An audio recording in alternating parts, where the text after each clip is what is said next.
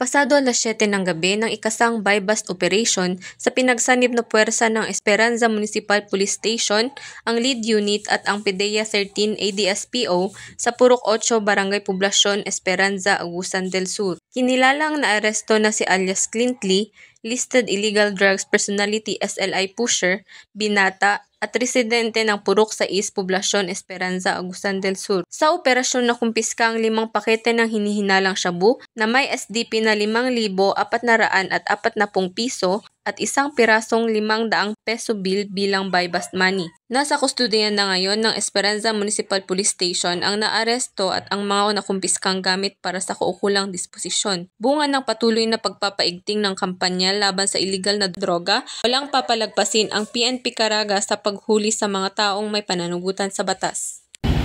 Mula dito sa Police Regional Office 13, ako ang inyong PNN correspondent, Patrolwoman Grace Kibian, alagad ng batas, tagataguyod ng Balitang Pulis.